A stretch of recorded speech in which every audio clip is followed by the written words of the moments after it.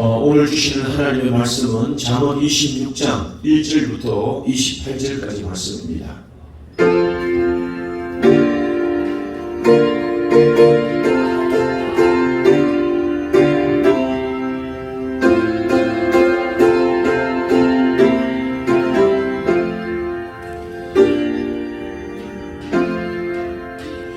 미련한 자에게는 영예가 적당하지 아니하니 마치 여름에 눈 오는 것과 추수 때에 비 오는 것 같으니라. 까닭 없는 저주는 참새가 떠도는 것과 제비가 나는 것 같이 이루어지지 아니하느니라. 말에게는 채찍이요 나귀에게는 재갈이요 미련한 자의 등에는 막대기니라. 미련한 자의 어리석은 것을 따라 대답하지 말라. 두렵건대 너도 그와 같을까 하노라. 미련한 자에게는 그의 어리석음을 따라 대답하라. 두렵건대 그가 스스로 지혜롭게 여길까 하노라. 13절부터 또 봅니다. 게으른 자는 길에 사자가 있다 거리에 사자가 있다 하느니라. 문짝이 돌주기를 따라 도는 것 같이 게으른 자는 침상에서 도느니라. 게으른 자는 그 손을 그릇에 넣고도 입으로 올리기를 괴로워하느니라. 게으른 자는 사리에 맞게 대답하는 사람 일곱보다 자기를 지혜롭게 여기느니라. 또 20절부터 봅니다.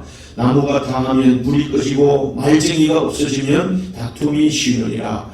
숯불 위에 숯을 더하는 것과 타는 불에 나무를 더하는 것 같이 다툼을 좋아하는 자는 시비를 일으키느니라. 남의 말하기를 좋아하는 자의 말은 별식과 같아서 뱃속 깊은 데로 내려가느니라. 온유한 입술의 악한 마음은 낮은 은을 입힌 독이니라. 원수는 입술로는 꾸미고 속으로는 속임을 푼다니 그 말이 좋을지라도 믿지 말 것은 그 마음에 7가지 가증한 것이 있음이니라. 속임으로 그 미움을 감출지라도 그의 악이 회중 앞에 드러나니라. 함정을 파는 자는 그것에 빠질 것이요 돌을 굴리는 자는 도리어 그것에 치이리라. 거짓말하는 자는 자기가 해한 자를 미워하고 악침하는 입은 패망을 일으키느니라. 아멘. 오늘도 복된 주일입니다. 은혜스러운 찬양 감사하고 오늘도 이 자리에 은혜가 충만할 줄 믿습니다. 앞뒤 분들 여러분 축복합니다. 하늘 복 많이 받으세요. 축복합니다. 자, 오늘도 여러분 하나님이 우리와 함께 하심을 믿으시면 크게 한번 아멘하십니다. 오늘도 하나님의 그 크고 놀라운 은혜가 함께 하시기를 주님의 이름으로 축원합니다. 여러분 오늘 이 본문 잠언 26장의 말씀은 솔로몬이 그 잠언을 재구성한 히스기야와 그 신하들에 의해서 재구성한 시편 잠언 중에 한 장입니다. 이 말씀을 우리가 보면 이게 이런 사람이 되지 말라. 이런 사람이 되서는 안 됩니다. 미련한 사람 되지 말고 게으른 사람 되지 말고 남의 말하면서 스스로 함정에 빠지는 그런 어리석은 삶을 살지 말라 하는 이 교훈의 말씀을 우리에게 주시는데 이 말씀을 통해서 우리가 은혜를 받고자 합니다. 오늘 이 12절 말씀에 이렇게 말하는 12절 내가 스스로 지혜롭게 되는 자들이냐 그보다 미련한 자에게 오히려 희망이 있느니라. 미련한 자에 대한 이 말씀인데 오늘도 스스로 지혜롭게 여기는 이것은 그 자체가 미련한 것이라고 하는 것과 함께 이 미련한 것이 어떤 것인가를 또 미련한 자에게 어떤 재앙이 있는가를 계속해서 이제 말씀합니다. 여러분 우리 솔로몬이 말한 그 잠언을 우리가 먼저 이해해보면 1장 7절에 이 미련이라고 하는 정의가 무엇인가를 말해줘요. 미련이가 무엇인가. 여호와를 경외하는 것이 지식의 근본이고 미련한 자는 그 지혜와 훈계를 멸시하느니라. 지혜와 훈계 하나님이 이끄시고 하나님이 감동을 주셔서 그를 인도하는 모든 것들을 다 멸시하는 것 이게 미련한 자들이라고 하는 것을 정의합니다. 그러면서 오늘 이 어리석은 자에 대한 미련한 것에 대해서 어떤 것인가를 계속 이 솔로몬이 말하는데 이 성경에 보면 미련한 자에 대해서 계속 말하고 오늘 본문도 마찬가지지만 1장 22절 말씀에 보면 어리석은 자들은 어리석음을 좋아하고 금한 자는 금한을 기뻐하고 미련한 자들은 지식을 미워한다. 그래서 이것을 어디까지 하겠느냐 언제까지 이것을 미련하게 살겠느냐 하는 겁니다. 7장 22절 말씀을 보면 좀 더 이제 적극적으로 미련한 삶이 어떤 삶이 되는가를 말하는데 젊은이가 곧 그를 따랐으니 소가 도수장으로 가는 것 같고 미련한 자가 벌 받으려고 스스로 쇠사슬에 매이는 것과 같은 것이다. 스스로 이 미련한 사람은 스스로 이 쇠사슬을 메고 스스로 함정에 또 오늘 스스로 멸망의 길로 쫓아가는 것과 마찬가지다. 이런 표현을 하면서 미련한 자에 대해서 말합니다. 아마도 오늘 이 미련한 자에 대해서 말할 때 우리는 성경에서 삼손에 대한 이야기를 쉽게 떠올 수가 있겠죠. 삼손은 어릴 때부터 좋은 집안, 명문 가문, 나시인의 가정으로 하나님의 특별한 은혜를 입고 태어납니다. 잘생기고 또 힘도 있습니다. 낙이 특별하다로 충명을 죽이는 이런 놀라운 용사의 은혜를 하나님 그에게 남다른 은혜를 그에게 주십니다. 그런데 오늘 이 원수 블레셋의 간첩이었던 이 들릴라에게 유혹을 받아서 그에게 이 비밀을 받고 그에 빠져 살면서 어느 날 그 비밀을 누설하면서 머리털이 밀리고 그 순간 하나님이 떠나게 됩니다. 하나님이 떠나니까 어떻게 해요? 눈이 뽑히고 오늘도 연자맷돌을 평생 고통스러운 연자맷돌을 돌리다가 비참한 인생으로 끝나게 되는 이 솔로몬의 미련함을 우리에게 말해줍니다. 스스로 쇠사슬에 매인 것 같이 스스로 파멸에 들어가거든 그런 인생을 사는 어리석은 그것에 말하는 미련한 자에 대한 경고의 말씀이죠. 그러면서 이게 더 나아갑니다. 더 나아가는데 뭐냐 11장 1절을 말씀해 보니까 지혜로운 아들은 아비를 기쁘게 하거니와 미련한 아들은 어미의 근심이 된다. 이 부모의 근심이 된다. 부모에게 효도는커녕 이 미련함 때문에 이 부모의 큰 근심 덩어리가 된다는 것, 이 얼마나 이게 불행한 일이고 어리석은 일이겠습니까? 또 10장 23절에 말하기를 미련한 자는 행악으로 낙을 삼는 것 같이 명철한 자는 지혜로 낙을 삼는다 하는 이 말은 무슨 말이냐면 이 행악으로 낙을 삼는 것처럼 자기 인생도 망칠 뿐만 아니라 남의 인생도 망치게 되는, 남의 인생도 괴롭게 하면서 망치게 되는 그런 삶을 살아가는 이 세상에 쓸모없는 그런 존재가 된다는 겁니다. 14장 1절 말씀을 보면 오히려 더 나아가서 말이죠. 지혜로운 여인은 자기 집을 세우지만 미련한 여인은 자기 손으로 그것을 허느니라 그래요. 이 미련한 집은 자기 집을 세운다는 말은 자기 집을 번성케 한다는, 번성케. 하나님의 이 축복으로 번성케 하는 삶을 살지만 미련한 여인은 자기 손으로 그것을 파괴한다. 허물어버린다. 하나님의 창조하신 이 모든 일들까지도 허물어버린다. 이게 얼마나 미련한 이들의 재앙이겠습니까? 17장 12절 말씀에 이 솔로몬 말하기를 이런 사람들은 절대 같이 하면 안 된다. 차라리 새끼 안 뺏긴 앙콤을 만날지라도 미련한 일을 행하는 자, 그 미련한 사람은 절대 만나면 안 된다. 새끼 빼앗긴 앙콤 때문에 해를 당하는 것보다도 더 큰 해를 당하고 더 큰 어려움을 당한다. 미련하지 말라고 하는 것과 함께 미련한 사람 만나서도 안 된다는 거죠. 이 미련한 사람이 되지 못하는데 미련한 인생을 만나는 것이 자기 인생의 최고의 위기가 될 수 있다는 거예요. 위기가 될 수 있다는 것을 여기에 말합니다. 그러면서 이 미련한 자에 대해서 오늘 이 본문도 히스기야와 그 신하들이 이 솔로몬의 자문에 대한 미련한 자에 대한 것들을 편집하면서 또 말하는 그 내용 중에 하나가 21절 미련한 자에게는 영예가 적당하지 않다. 마치 여름에 눈 오는 것과 오늘 추수 때에 비 오는 것과 같아 하는 말씀을 하는 겁니다. 영예라는 말은 우리 이제 카코드라고 하는 이 원어의 의미를 보면 인생이 최고의 영광스럽게 되는 그 순간입니다. 부귀와 영화까지도 이 모든 최고의 영화로운 순간을 맞이하는 그런 일들이 이 미련한 사람에게는 적당하지 않다는 거예요. 어떻게 적당하지 않느냐? 그것은 여름에 눈 오는 것 같다. 여름에 눈이 오면 어떻게 해요? 눈 오자마자 녹아버리죠. 추수 때 비가 오면요, 추수를 거두지 못하고 다 빼앗기게 된다는 겁니다. 그래서 이 미련한 자의 경우는 이 영예는 순식간에 사라지는 것이 될 것이고 그에 오히려 그 인생을 망치는 것이 되게 할 것이다. 또 다른 의미는 뭐냐 하면요, 여름에 눈이 오면 안 되는 거죠. 추수 때 비가 오면 안 되는 거죠. 이 자연의 섭리를 거스리고 자연의 섭리를 거스리는 이런 일들 때문에 온 혼란이 일어나지 않겠습니까? 그런 것처럼 이 미련한 자에게는 이 오히려 영예로운 이런 모든 일들 때문에 자기 인생도 남도 다 혼란에 빠뜨리는 그런 일들이 된다는 거죠. 그 힘으로, 그 방법으로 남의 모든 인생까지도 주변에 있는 모든 것까지도 혼란스럽게 다 만들어버리게 될 것이다. 그래서 이 절대 미련해서는 안 된다는 말씀이죠. 지혜를 얻으라는 말과 함께 오늘 이 부정의 부정은요, 강한 긍정이지 않습니까? 그러니까 절대 너희 미련하면 안 돼. 미련하면 이렇게 돼. 지혜로 와야 돼. 지혜를 따라 살아야 돼. 하는 이 말씀의 반복입니다. 강조하는 말입니다. 이 미련에 대한 경고의 말씀입니다. 여러분, 그러면서 그들이 뭐냐 하면 2절 그들면서 뒷받침하는 그 말이 2절의 말입니다. 까닭 없는 저주는 참새가 떠도는 것과 제비가 날아가는 것과 같이 이루어지지 아니하느니라 그랬습니다. 여러분, 이스라엘의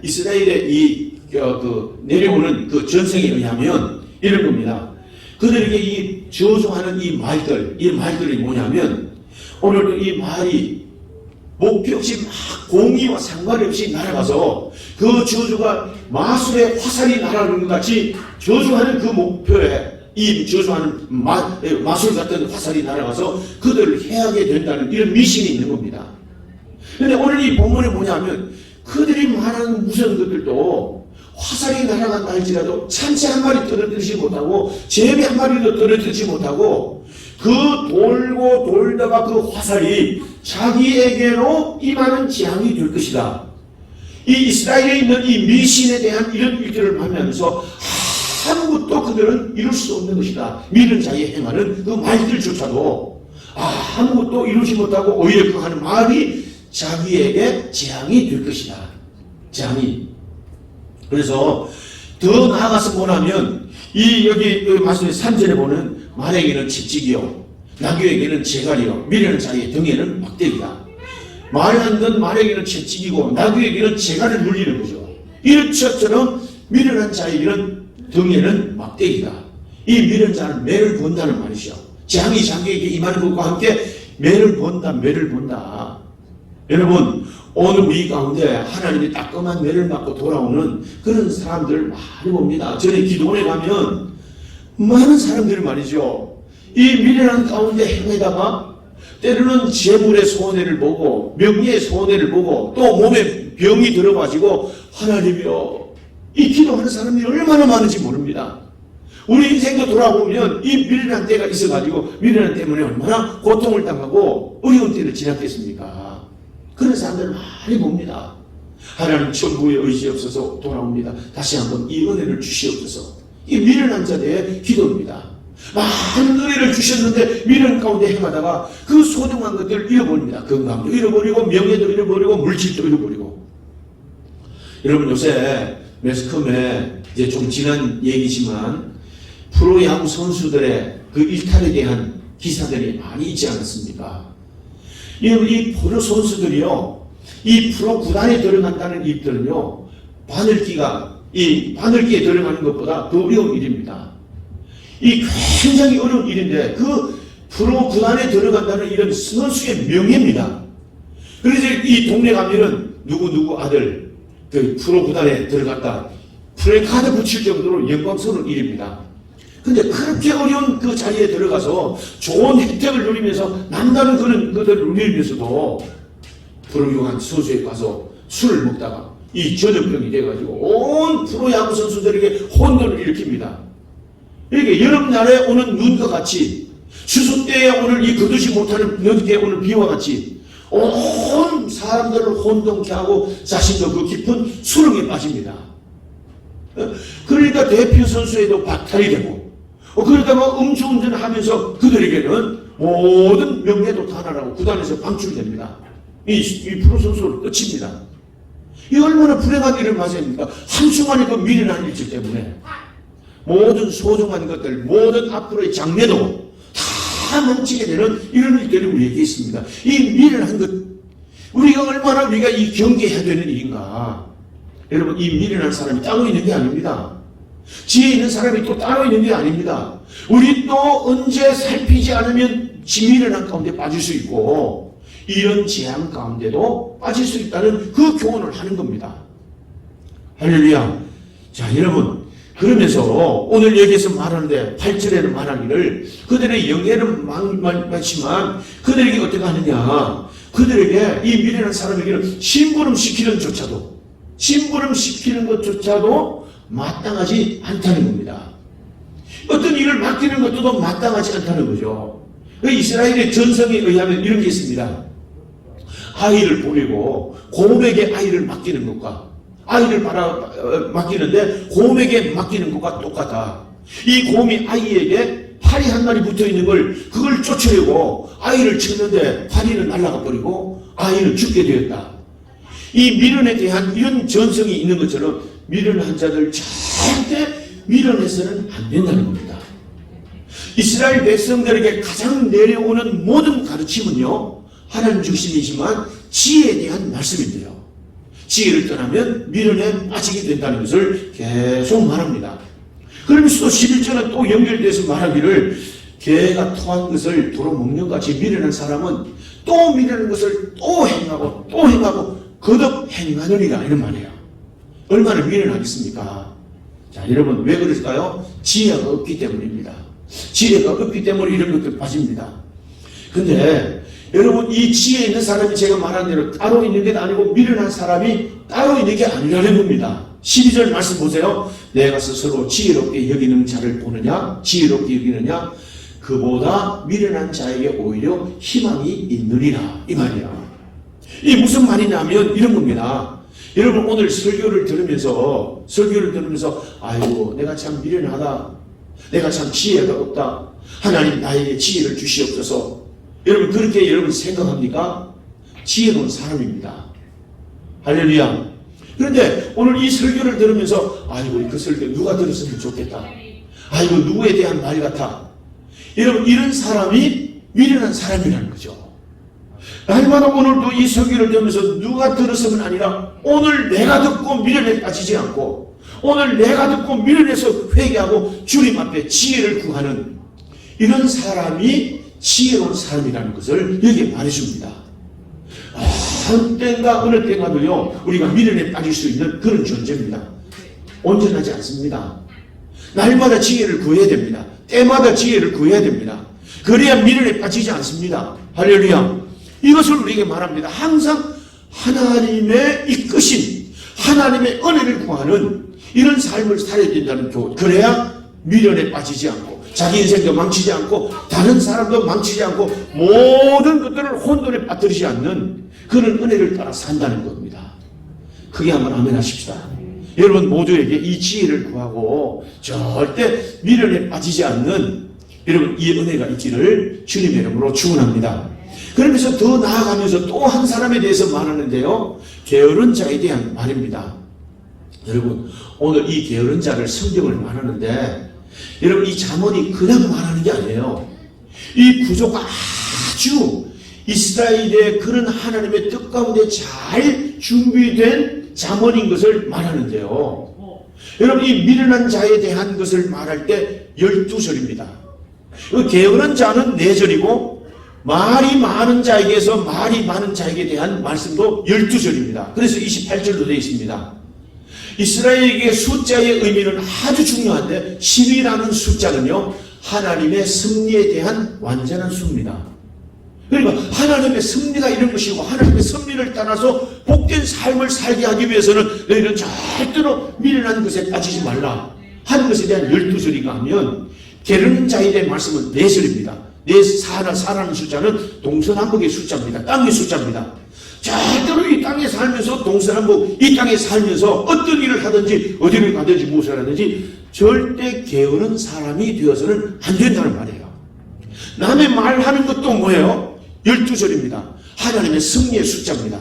절대 그렇게 해서는 안 된다는 것을 또 당부하고 또 당부합니다. 그래서 미련한 사람, 게으른 사람에게는 말이 많은 사람에게는 7가지가 있다는 이 표현을 쓰면서 오늘도 이 하나님의 승리를 깨닫지 못하고 지혜를 따라 살지 못하는 미련한 자, 게으른 자, 말이 많은 이런 사람들에게는 오늘도 이런 사람들에게는 다 하나님께서 그 어리석음에 빠지게 된다는 그 교훈을 하는 겁니다. 그러면서 오늘 여기에서 잠언에 대한 게으른 자에 대한 이 솔로몬의 잠언에 대한 것을 게으른 자에 대한 것을 어떻게 말했는가 아주 완벽하게 6절로 말하는데요. 6장 6절 말씀해 보니까 이렇게 말합니다. 게으른 자여 계비에게 가서 그가 하는 것을 보고 지혜를 얻으라. 미인물에게 가서도 지혜를 배우라. 지혜를 어떻게 살아가는 것을 지혜를 배우라. 그가 어떻게 살아가느냐. 7절 말씀해 보니까 그는 두려움도 없고 감독자도 없고 통치자도 없지만, 누가 간섭하는 사람도 없지만 저절로 그가 알아서 먹는 것을 여름 동안에 잘 예비한다. 잠언 오늘 6장 7절입니다. 개미는 두려움도 없고 감독자도 없다. 근데 오늘 그 먹을 것을 여름 동안에 잘 예비하고 추수 때도 양식을 잘 준비하고 모은다. 지혜를 배우라는 거죠. 또 9절 말씀에도 게으른 자여 오늘 잠이 깨어서 어느 때까지 누워 있겠느냐? 내가 어느 때까지 잠이 깨어 일어나겠느냐? 언제까지 게으름을 떨쳐버리고 일어나겠느냐? 이 지혜를 배워서 빨리 게으름을 떨쳐버리고 일어나라는 그런 경고입니다. 10절에 말합니다. 좀 더 자자, 좀 더 졸자, 손을 모으고 좀 더 누워있자 하면 11절 내 빈궁이 강도같이 오고 내 곤핍이 군사같이 다 이루리라. 너희 모든 삶을 정복하면서 너희가 가는 가운데 궁핍한 가운데 그렇게 빠지게 되고 말 것이다. 게으른 자에게 주시는 경고입니다. 여러분 오늘 10장 26절에도 말하기를 게으른 자는 그 부리는 사람에게 마치 이에 식초 같고 눈에 연기 같으니라. 남의 눈에 눈물을 흘리게 하고 남의 이에 식초 같은 고통을 주는 그런 존재라는 겁니다. 남편이 게으르면 그렇게 안 하겠습니까? 아내가 게으르면 그렇게 안 되겠습니까? 여러분 직장에서도 이 게으른 부하를 만나면 그렇게 되지 않겠습니까? 15장 16절 말씀해 보면 15장 19절에 게으른 자의 길은 가시 울타리 같이 다 막히게 될 것이지만 정직한 자의 길은 오늘도 대로가 될 것이다. 이 말씀을 합니다. 게으른 자. 그러면서 오늘 이 게으른 자에 대해서 그것을 말하는데 오늘 이 본문에 히스기야와 그 제자들이 편집한 게으른 자에 대한 내용을 보세요. 게으른 자는 길에서 사자가 있다. 거리에 사자가 있다 하느니라. 이런 겁니다. 아이고 밖에 나가면 사자가 삼킬 거야. 아이고 밖에 나가면 사자가 웅크리고 있는데 내가 어떻게 그게 나가. 이런 핑계와 이유를 대면서 오늘도 이 게으름에 빠지게 게으름에 대한 합한 것, 다시 말하면 자기의 합리화시킨다는 이런 의미입니다. 시편 사자가 여러분 보세요. 사자가 낮에 활동하는 짐승인가요? 하나님의 승리 가운데 뜻 가운데 이 사자는 밤에 먹이 활동을 하는 사자예요. 시편 104편 20절 23절 말씀에 보니까 이렇게 말합니다. 밤에 사자들이 와서 식물을 하나님께 구한다. 시편 104편 20절입니다. 오늘 그 사자들이 밤에는 흑암 가운데 나와서 산림의 모든 짐승들이 다 밤에 나오는데 사자들도 21절 젊은 사자들도 먹이를 쫓아 부르짖는데 먹이를 하나님께 구하다 그랬습니다. 자기 힘으로 구하는 건 아닙니다. 이 사자도 밤에 나와서 하나님께 구하면서 먹이 활동을 한다는 거죠. 그러면서 23절 말씀에 보면 해가 돋으면 물러가서 그들이 굴에 눕는데 해가 돋으면 굴에 들어가서 이제는 그게 쉬고 있는데 사람들이 말하기를 뭐라고 말합니까? 오늘 낮에는 사람들이 나와서 일하며 저녁까지 수고하는도다. 낮에는 사람이 일하는 시간입니다. 사자는 굴에 들어가서 쉬는 시간인데도 이 게으른 사람이 하는 말이 야 밖에 나가면 사자가 있다. 밖에 나가면 사자를 먹히면 어떡하지? 두렵다 하는 이 핑계를 대는 겁니다. 어떤 환경에도 아무것도 못할 이유, 그 변명하는 이유가 그에게는 항상 있다는 것, 이런 걸 말하는 겁니다. 전도서 11장 4절 전도서도 여러분이 솔로몬이 말한 그런 말씀이 아니겠습니까? 그게 풍세를 살펴본 자는 파종하지 못할 것이요 구름만 바라보는 자는 거두지 못할 것이다. 이 게으른 자는 바람이 오면 야 이 바람이 씨가 날리면 어떻게 하지? 씨를 뿌리지를 못하는 거예요. 그리고는 구름만 와도 비가 오면 어떡하지? 추수할 때 그들을 나가지를 않는 겁니다. 그러니까 이 핑계 저 핑계 대면서 뿌리는 수고도 없으니까 거두는 것도 없고 거둘 때가 되면 이 게으름 때문에 아무도 소득 없는 이런 게으른 삶, 그 때문에 빈궁한 삶을 살 수밖에 없다는 겁니다. 자, 여러분 무슨 일을 하든지 어려움이 없는 때가 있나요? 직장생활 어렵습니다. 제가 보면 세상에 쉬운 일이 없습니다. 쉽게 돈 버는 일이 있나요? 산에 올라가더라도 작은 산 올라가도 어려움이 있고 높은 산에 올라가도 어려움이 있습니다. 세상에 쉬운 일은 절대 없습니다. 그런데 믿음의 사람은 그 어려움을 돌파해 가면서 그 일을 정복하려고 합니다. 할렐루야. 그때 성취의 기쁨도 있고 성취하는 은혜도 얻게 됩니다. 그런데 게으른 사람은요, 이 핑계 저 핑계에 변명되면서요, 자기의 이 게으름에 안 되는 이유에 대한 것들을 늘 합리화시킵니다. 아무것도 할 수 없습니다. 성경에 보니까 하나님이 이스라엘 백성들을 광야 40년 동안 훈련시키는데, 그만큼 훈련시켰으면 야 너희 앞으로 나가라, 그리고 가나안 땅에 들어가게 하면 되지 않겠습니까? 아니 하나님께서 왜 12정탐꾼을 보내가지고 정탐을 하라고 오라고 얘기했습니까? 그런데 12정탐꾼이 정탐하고 왔는데 두 부분이 나누어지면서 온 진중이 혼란스럽게 되는 겁니다. 아니 그래 하나님 그냥 가나안 땅으로 올라가라 그랬으면 되는데, 12정탐꾼들이 보고 와서 10사람들이 말하기를, 야 거기는 이 큰 산이 있고 성벽이 철벽이라서 도저히 거기는 올라갈 수도 없다. 거기에 안악 자손들은 거대한 사람들이라서 우리는 그에 비하면 메뚜기 같은 존재다. 야 우리 그게 안 된다. 땅은 좋고 비옥하고 포도 열매는 두 사람이 어깨 메고 가기도 힘들 만큼의 그런 비옥한 땅이지만 그렇지만 안 돼. 그렇게 말합니다. 그랬더니 여호수아와 갈렙은 그 땅은 하나님이 우리에게 주신 땅이다. 하나님이 우리와 함께 하시면 능히 그 땅을 차지할 것이다. 그들은 우리의 밥이다. 그랬더니 이 사람들은 오히려 여호수아와 갈렙을 돌로 치려고 하는 겁니다. 온 혼란이 일어나는 겁니다. 왜 하나님이 그렇게 하셨을까요? 믿음의 눈으로 보고 하나님의 전능하심을 의지하고 나가서 그 땅을 취하는 자가 취하게 된다는 것. 할렐루야.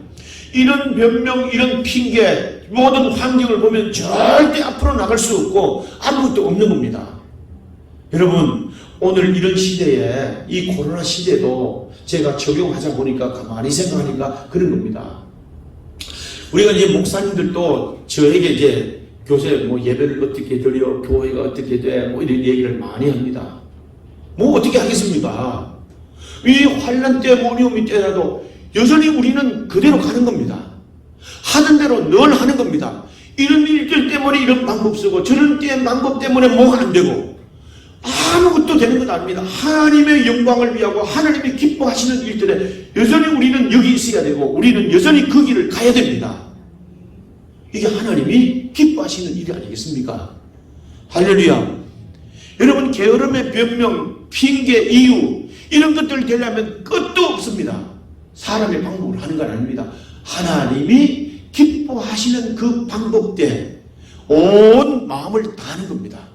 온 뜻을 다하는 겁니다. 할렐루야. 하나님이 언젠가는 이 코로나 때도 지나고 팬데믹도 다 지나갈 겁니다. 그때 우리가 뭘 했느냐, 정말 하나님 앞에 부끄러운 모습으로 우리가 변명하는 그날이 올 겁니다. 그렇지만 하나님 앞에 여전히 이 자리에 있는 것을 하나님이 기뻐하시고요, 하나님 은혜를 베푸실 줄로 믿습니다. 여러분, 오늘 이 본문의 말씀이 육신에 대한 게으름만 말할까요? 여러분, 하나님의 자녀들에 대한 교훈입니다. 하나님이 절대로 너희는 이렇게 살아서는 안 된다는 그런 교훈입니다. 그렇다면 오늘 이것은 문자적으로 보는 육신의 게으름, 그것만 말할까요?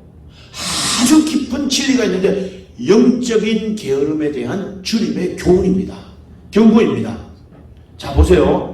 오늘 이게 본문에 말하는데 여기에 이 말하면서 이 게으른 자는 뭐라고 말합니까? 사자가 있다, 밖에 있다, 이렇게 핑계도 되고, 그러면서 오늘 그들이 핑계대는 게 뭐냐, 14절 보니까 오늘 그들이 문짝이 돌저기를 따라서 도는 것 같이 게으른 자는 침상에 도느니라. 문짝이 돌저기를 따라서 열고 닫고 하는 것처럼 늘 그 자리에 있는 것처럼 오늘 게으른 자는 이리도 눕고 저리도 눕고 그렇게 하면서 아무것도 못한다는 겁니다.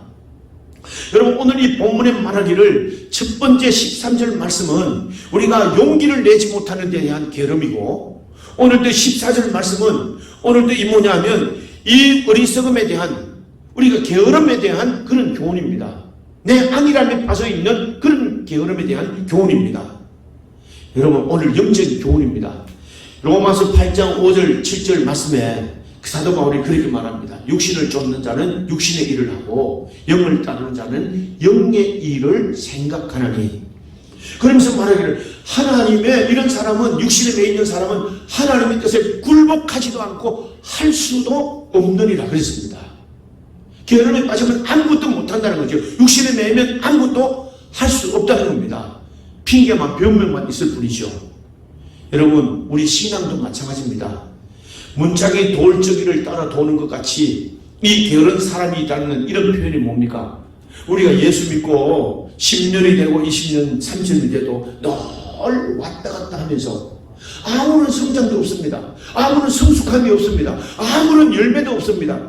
늘 왔다 갔다 하는 이런 영적인 게으름에 대한 주님의 경고인 것이죠. 여러분 오늘 이 15절 말씀해 보세요. 게으른 자는 그 손을 그릇에 넣고도 입으로 올리기도 괴로워하느니라.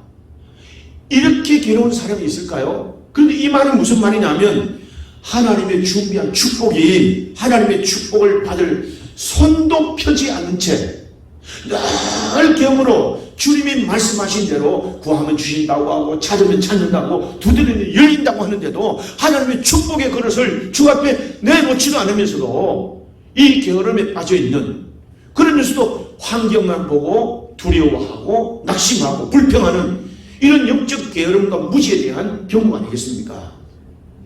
하나님이 준비한 우리가 축복 손을 내밀기만 하면, 하나님 앞에 손을 내밀기만 하면 하나님이 주실 축복이 있는데, 여러분 오늘 입을 크게 열라 내가 채우리라. 입만 열고 하나님 주세요 도와주세요 입을 크게 열면 하나님이 채우리라 말씀하신데도 입을 벌리기도 싫어하면서 오늘 이 게으름에 빠지고 변명에 빠진 아무것도 얻지 못하는 거죠. 오늘 이 파밀에 이르게 된다는 교훈입니다. 여러분 오늘 이런 교훈을 우리가 생각하면서 게으른 사람에게는 이런 말을 하는데, 사리에 16절 보니까 이런 사람도 마찬가지입니다.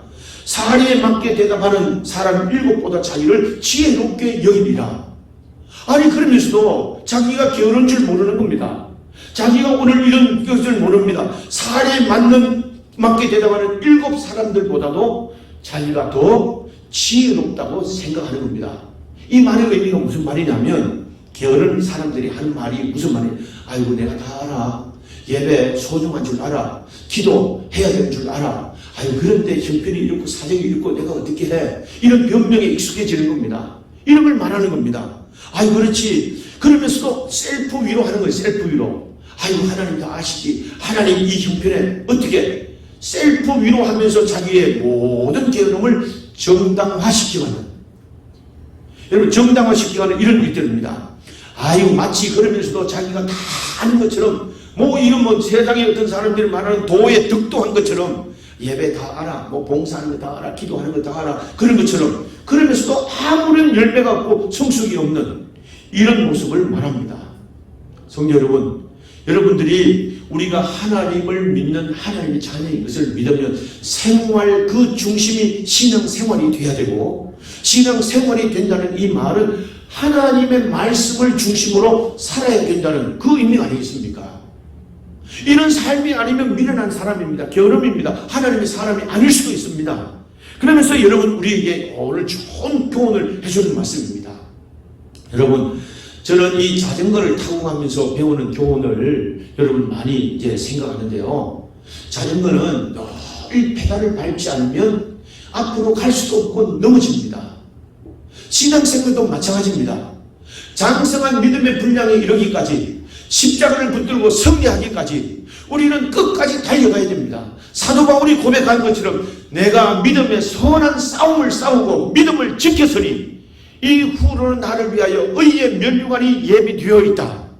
하나님이 주시는 축복의 증거를 얻기까지 우리는 페달의 밟을 이 믿음의 발걸음을 놓쳐서는 안 된다는 말씀이죠.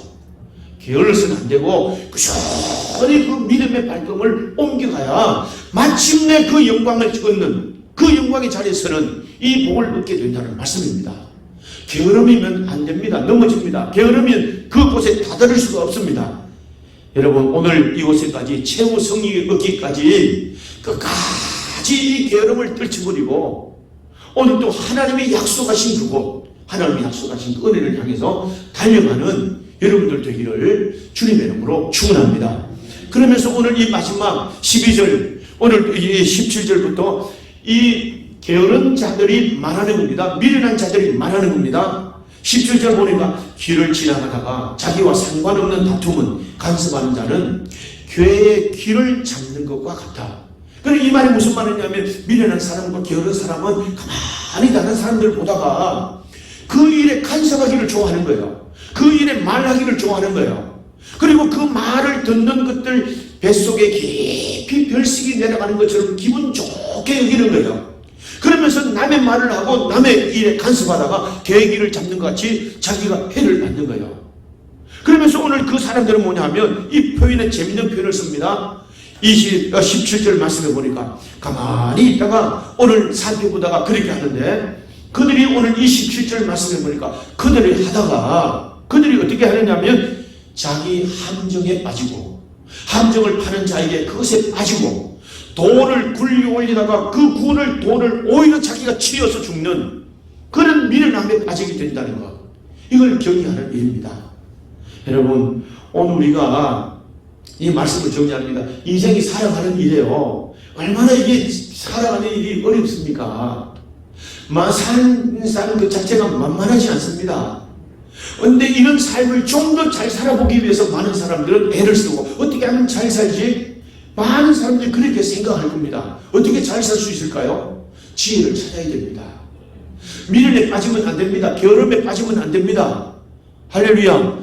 지혜를 찾고 또 부지런히 찾아도 이 될까 말까 하는 이런 인생인데 말이죠. 그것을 찾으면 인생의 보화를 찾는 것 같이 진주를 얻는 것 같이 이 기쁨을 얻는 이런 삶을 살아야 된다는 이 교훈이 경고가 미련한 자, 게으른 자야 말이 많은 자에게 대한 경고의 말씀 아니겠습니까?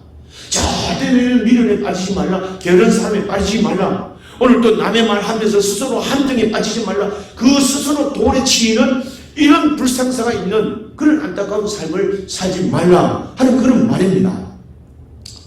소중한 인생 잘 살아야 됩니다. 잘 살아야 된다는 모든 생각은 있지만 이런 미련에 빠지고 게으름에 빠져서는 안 된다는 생각을 갖는 것 사람들은 많지 않을 겁니다. 지혜를 쫓아 살아야 됩니다. 그래야 하나님이 주시는 이 축복을 누리게 되고 이 보람이 있고 값 있는 그런 복된 인생을 살아가게 될 줄로 믿습니다. 성도 여러분, 오늘 이 말씀을 우리가 기억하십시다. 미련 안 됩니다. 게으름이 안 됩니다. 남의 말 하면서 허송세월하는 인생이 안 됩니다. 지혜를 찾고 또 찾고 찾아서 한순간도 복되게 살고 인생의 모든 삶도 하나님 주신 은혜와 복을 누리는 삶뿐만 아니라 여러분의 삶에 나타나는 이 영화로움으로 하나님의 영광을 나타내는 여러분 모두가 될 수 있기를 주님의 이름으로 축원합니다. 축원합니다. 기도하겠습니다. 살아계신 아버지 하나님, 오늘 우리에게 지혜를 주시옵소서. 지혜를 주시옵소서. 금보다 귀하고 진주보다 귀한 이 지혜를 주시옵소서. 지혜를 주셔서 미련함에 빠지지 않게 하시고 지혜로움을 주셔서 게으름에 빠지지 않게 하시옵소서. 지혜로움을 주셔서 남의 말 하다가 허송세월하거나 그 인생이 치여서 멸망하는 그런 어리석음에 빠지지 않도록 도와주시옵소서. 한순간도 지혜를 찾고 모든 순간도 지혜를 찾아서 하나님의 우리 삶 가운데 베푸신 은혜로 하나님의 영화로움을 나타내는 복된 성도로 살게 해 주시옵소서. 예수님의 이름으로 기도하옵나이다. 아멘.